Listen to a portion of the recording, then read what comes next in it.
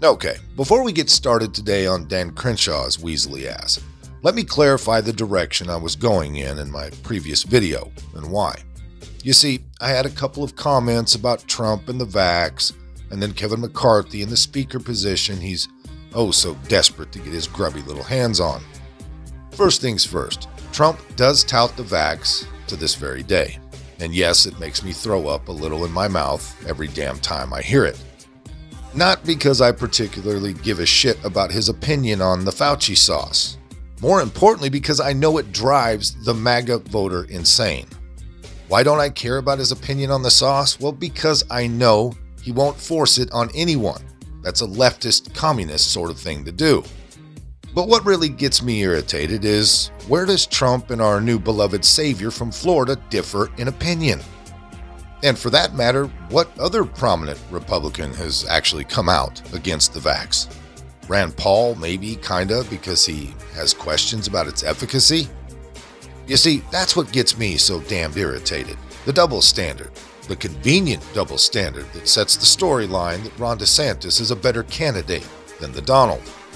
Well, that and the sticky little fact that Kristi Noem never did shut down South Dakota, nor did she mandate mask wearing all through the pandemic from day one, yet Ron DeSantis gets all the credit, even though he was, 6 months late on that deal? And lastly on that whole situation, don't get me wrong, I don't dislike Ron DeSantis, I just don't want Trump to get cheated out of what he deserves, which is another shot at the White House. Okay, now on to that weasel Kevin from California. Now I could give two shits if Kevin disappeared tomorrow, content with playing golf every day somewhere in the California hills, living in his multi-million-dollar mansion. All I want is those investigations promised to be ran by the crazy blonde with the AR-15 from Georgia, MTG. And the longer this goes on, the more I get a feeling that she's taking all this crap over backing him just to get her hands on that authority. Now let's get into the one-eyed swamp monster. No, you dirty-minded folks out there, I'm talking about Dan Crenshaw, the Navy SEAL from Texas. You know, I'm just old enough to remember when he was one of those conservative darlings everyone loved too. Funny how things change when involving power and money. Just yesterday, Representative Crenshaw reacted to the Freedom Caucus voting against Kevin McCarthy for Speaker of the House during an interview with Fox News host Guy Benson. Crenshaw said he believes the GOP opposition will also vote against members such as Representative Steve Scalise of Louisiana, who some are saying could be an alternative to McCarthy. The following were his exact words. Quote, "We just can't allow this to happen. That's why those of us are saying, look, you pushed us into this corner, so now we're saying we won't vote for anyone but McCarthy. That's why we're saying it, because we cannot let the terrorists win. That's basically what's happening," unquote. Yep, he called them terrorists. Here's the actual audio. Another scalp, whether it's Boehner or Paul Ryan or then McCarthy, Scalise would just be next, and we all know it. We just can't allow that to happen. That's why those of us are saying, like, look, you pushed us into this corner, so now we're saying we won't vote for anyone but McCarthy. That's why we're saying it, because we cannot let the terrorists win. That's basically what's happening. The day before yesterday, Crenshaw said the following about his dissenting colleagues. Quote, "I'm tired of your stupid platitudes that some consultant told you to say on the campaign trail, all right? Behind closed doors, tell us what you actually want or shut the F up." It's almost like they want to make the point that they don't have a plan. They have zero ability to articulate what they want that would cause them to vote yes. It is utterly confusing, and then they get mad at us for criticizing. It's actually quite hilarious, the self-victimization that occurs, unquote. Now, this definitely isn't the first time that Crenshaw has used pejorative epithets that emanated from the sewers of the Democrat propaganda machinery to target his party members. Last May, Crenshaw sparred on Twitter with Marjorie Taylor Greene regarding U.S. aid being dispatched to Ukraine. Greene was skeptical about dispatching funds to Ukraine when the U.S. was struggling on all kinds of fronts, such as record-high inflation, the influx of millions of illegal immigrants, and the smuggling of illicit fentanyl to the U.S. via the open borders. the shortage of baby formula due to the supply chain at the time, and of course, the crime wave. Green was keen to focus on national issues before dispatching billions of taxpayer dollars and advanced weaponry to Ukraine with no transparency or accountability measures. Green challenged Crenshaw openly for basically supporting a proxy war against Russia. Green tweeted out, "So you think we are funding a proxy war with Russia? You speak as if Ukraine lives should be thrown away, as if they have no value, just used and thrown away for your proxy war. How does that help Americans? How does any of this help?" Now, instead of explaining his rationale for supporting the war in Ukraine, Crenshaw responded like any good Democrat would, by implying that Green was a Russian agent. I shit you not. Way to read the room, Crenshaw. He tweeted out, "Still going after that slot on Russia Today, huh?" Green, of course, responded by reminding Crenshaw that she was focusing more on issues that actually affect regular American citizens. She tweeted out, "Sanctions aren't stopping anything, but they are driving inflation and fuel prices. I refuse to vote for useless measures that cause problems but solve none. While you send $40 billion for your proxy war against Russia, I'm focused on baby formula for American babies." Also, last January, Crenshaw blasted Green as a Democrat or just an idiot when challenging his suggestion of using the Federal Emergency Management Agency to help improve the COVID-19 testing process throughout the country. Boy, how the mighty have fallen. In December of 2021, Crenshaw branded members of the House Freedom Caucus as, quote, performance artists and, quote, grifters, and lauded Representative Adam Kinzinger, whose final tenure was dedicated to attacking Trump and pushing the insurrection hoax. And speaking of good old Adam Kinzinger, Crenshaw also went on MSNBC to call Biden a legitimate president, defending the results of the 2020 presidential election and rejecting claims that election fraud had occurred at all. A little side note, I remember a few years back during the height of Dan's popularity, he went on a one-on-one interview show hosted by I've never seen a war I don't want to be involved in, Ben Shapiro.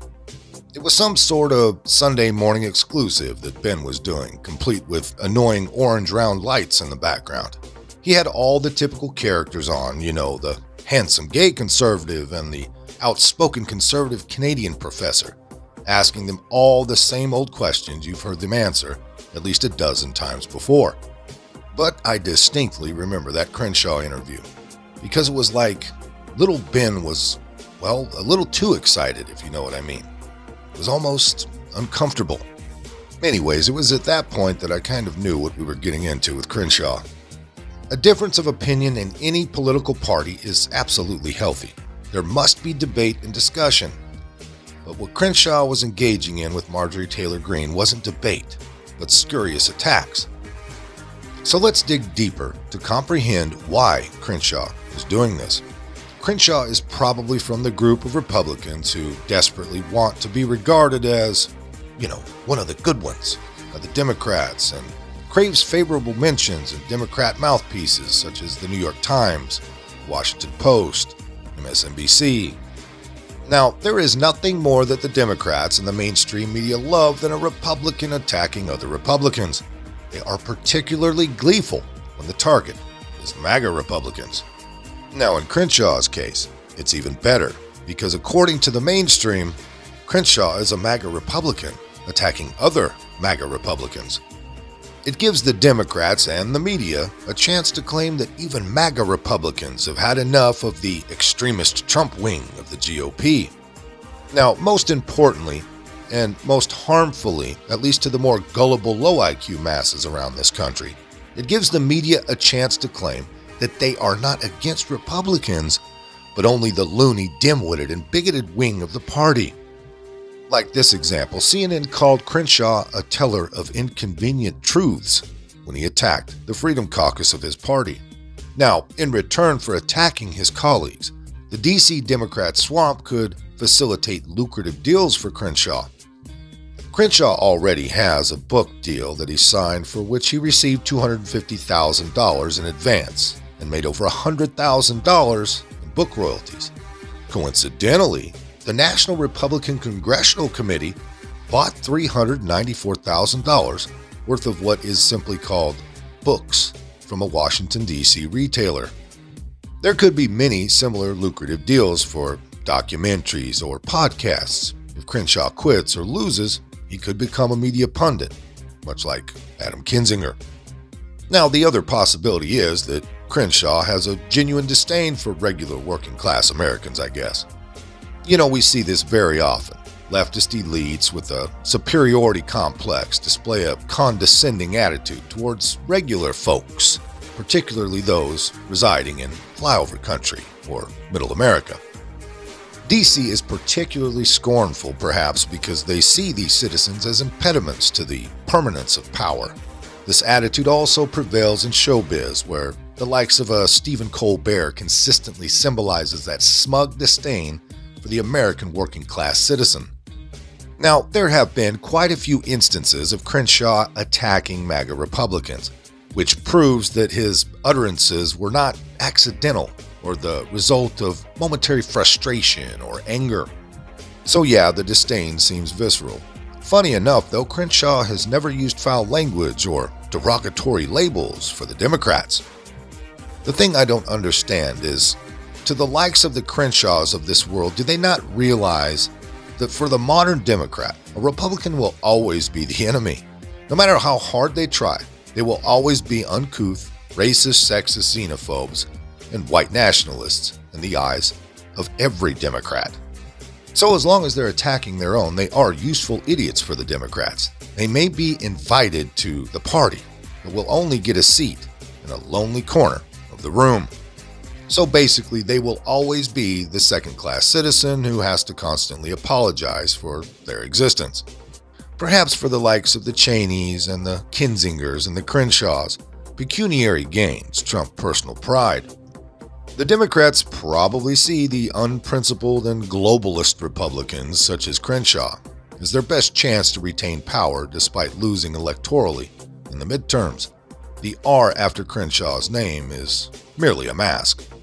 So perhaps Crenshaw was accusing others of what he is actually guilty of. He called MAGA Republicans performance artists and grifters.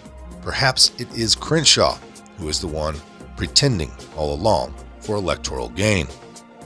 He probably saw MAGA as the ideal platform to get elected, but with that power, he revealed his true colors. But in the end, the likes of Crenshaw turn out to be unreliable and disloyal allies, which are worse than a sworn enemy. You can expect treachery from your enemies, but not from your allies. Charlie, thanks so much for coming on. Hey, Tucker. You know, we're not running Congress. We're not taking any kind of position on this one or the other. But it is a little bit amazing to see surrogates for Kevin McCarthy attack anybody using the twin tactics of fear and threats that the left uses. Want to try to convince people. What is this? Well, it's another piece of evidence proving that these people are terrible at politics. And of course, you're exactly right. If you wanted to win people over, and if you actually listen to Boebert and you listen to these supposed Never McCarthy people talk, they're not looking for an off-ramp right now because they're having more fun than Democrats are, and that's understandable. They're enthusiastic politicians. I understand that, but they're keeping their options open, and their options are open because they think that they might be able to get something out of Kevin McCarthy. And when you stop and look at this, and if you take them seriously, and I do take them seriously, you ask yourself, okay, what's the problem here? The problem, it's real simple. It's spending. That's the problem. The problem is spending. And if Kevin McCarthy could convince those 20 people that he was going to do something that was going to stop the spending, then he could probably make headway. You know, last night you mentioned a couple of really great ideas about positions that Kevin McCarthy could offer. I would add a couple more. One would be that he could make a vow, and he could make this to the American people, as well as Democrats and Republicans, that he's not going to put a single spending bill on the floor that's not about one agency. They're going to vote on agency by agency. No more omnibuses. And not only that, every bill that he puts on the floor is going to include a 10% cut just like everybody's employer has had to do in their private lives over the past couple of years, just like every family household has had to do. They've had to cut their spending by 10%. The second thing that he would do is, and he could make that vow, that if he puts a single bill on the floor that comes from Mitch McConnell in the Senate and Chuck Schumer that is different from that, then they can recall him as senator. The second thing he would do is not another dime, not another bill spending one dime on Ukraine until we fix our own border. The minute we fix our own border, we can have another vote on this stuff if you want. I hope it fails, but we can at least have a vote on it. And I think if McCarthy offered those two things, I think those could be real game changers for the people, the holdouts, who have one problem: spending. I think that's right. The fact that we're sending billions a month to protect Ukraine's borders while our own remain so open that we had to close a national park last weekend because it was flooded with illegals. It's so offensive. It's such an insult to this country. If you can't do that, you don't deserve leadership. I agree with that. Charlie Hurt, thank you for your analysis. Great to see you. Most of this came by way of the American Thinker. If you liked it, hit that like button. Subscribe if you haven't. Leave a comment down below. There's a PayPal link in the description box, so please put $1 in the bucket on the way out the door. I'd like to thank everyone for all your donations. They're much needed and much appreciated. Now, with all that being said, we'll see you next time. Come on, move. Move. Easy, easy.